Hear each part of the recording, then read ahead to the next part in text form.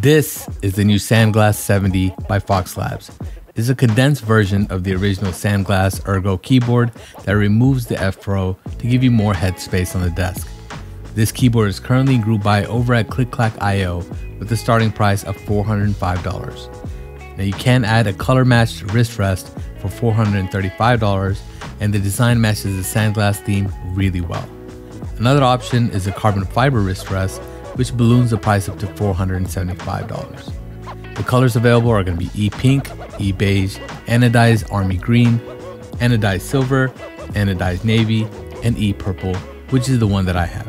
The kit that was sent to me includes the wrist rest and comes with the case, a split 1.2mm PCB with no flex cuts, which connects to each other via a ribbon cable.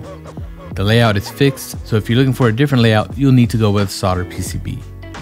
And then we have this plate. Right when I saw this, I prayed to the Lord above that this skeletonized plate doesn't hurt the sound, which unfortunately was not answered. More on this in just a bit. You get all the pour-on gaskets, feet, and other accessories you need to build. Plate foam, case foam, and IXP sheet are also included with the kit. Now the case is very pretty with a unique design. The black frame on the back does a good job of highlighting the curves of the board. Overall, I like the curvy aesthetics of the Sandglass 70 quite a bit. Now with the wrist rest, you're going to need plenty of space on your desk. It's a large 70% keyboard, especially when comparing it to other non-Ergo 70% keyboards or even a full TKL. So the case is actually a 3-piece case design with a mid case that keeps the bottom from looking clean with no screws, but adds a bit of complexity to open the case. There are a total of 18 screws to get in and out, which is quite excessive. Between the mid case and bottom case, they do provide these rubber strips as a buffer for shock absorption and possibly to prevent any case ping. I've tried the board with and without these during testing, and it's definitely better to have these installed. Overall, this is a very pretty keyboard. The E-coating is really nice on my unit with no blemishes to report. The wrist rest is nice and matches spot on.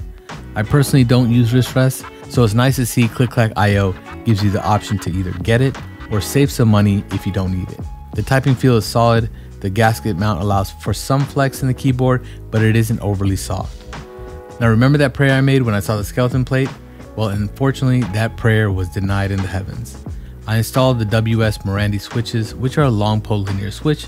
They usually sound pretty loud and full, but unfortunately, they sound pretty flat in this keyboard. I added the plate foam in hopes that it'll help the skeleton plate, but it's still missing that oomph, if you know what I mean. Take a listen.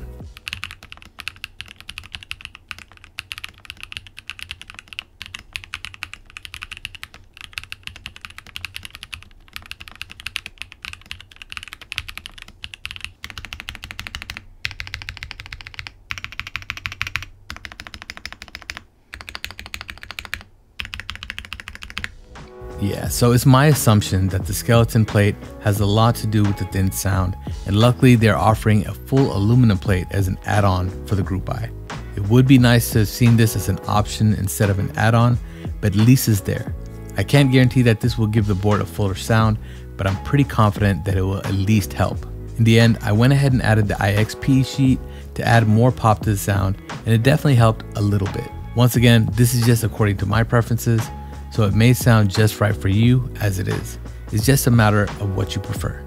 Now, final thoughts, the Sandglass Ergo 70 is no doubt a beautiful keyboard, and those that like this layout will really enjoy the aesthetics. The typing feel is solid and the sound is a bit lacking for my preferences. I do hope to get my hands on a full aluminum plate at some point, and I think it's really going to make a difference here. Let me know what you guys think of these type of skeletonized plates in the comments below. I'll catch you in the next one. Peace.